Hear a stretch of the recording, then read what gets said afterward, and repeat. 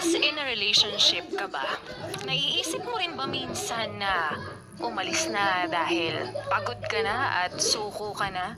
O minsan naiisip mo ring pagsubok lang yan at hindi pakikipaghiwalay ang solusyon? Heto na, ang Laika Barista Moments natin na pinamagatang magkaiba man tayo.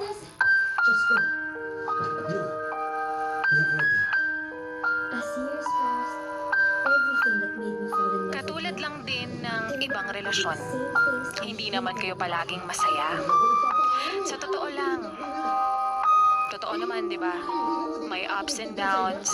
Minsan, mas malala pa yung tampuhan, lalo na kung hindi nyo naman agad na pag-uusapan. Katulad lang din ng ibang relasyon, maraming differences. Magastos ka, matipid siya. Ang ideas nyo, iba-iba. Gusto mong kumain pero ayaw niya.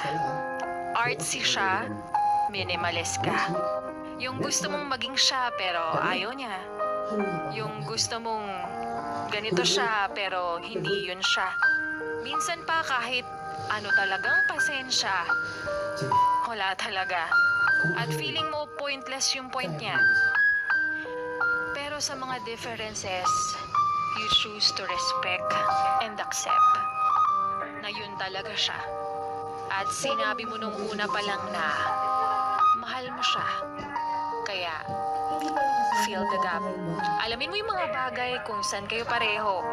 Gawin nyo yung mga bagay na mag-e-enjoy kayo. Hindi yung magkakainisan lang kayo katulad lang din ng ibang relasyon. Nawawala ng time pag busy, may malilate at dahil sa work, pero hindi mo masisisi. Magkaiba kayo ng mundo. Pang-araw ka, panggabi naman siya. Yung pagising ka pa lang, patulog na siya. At sa trabaho, magkalayuman kayo.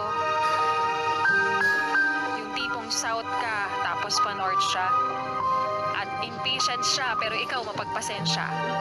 Pero sa kabila ng pagiging busy, sabi nga nila, di ba? Time management lang naman yung kailangan. Yung tipong isang text lang na nasa bahay ka na o kumusta ka na, kumain ka na, malaking bagay na. At baka may problema na hindi mo lang alam. At bakit hindi pinag-uusapan? Dati nga, patawag-tawag ka pa. Bakit kapag nagjowa na o naging magjowa na, biglang nasiset aside yung isa? At katulad lang din ng ibang relasyon. Yung kakayahan at pag-handle mo sa hamon ng buhay may hangganan. Yung problema na minsan todo na hindi mo na kayang lagpasan, pero kinaya mo. Kinaya mo nang magkasama kayo dahil tinanggap mo na hindi ka naman nagmamahal lang para kiligin at sumaya. Dahil maraming pagsubok pero hindi solusyon ang pakikipaghiwalay, bagkus isa ito sa paraan para ang relasyon ay mas lalo pang mapatibay.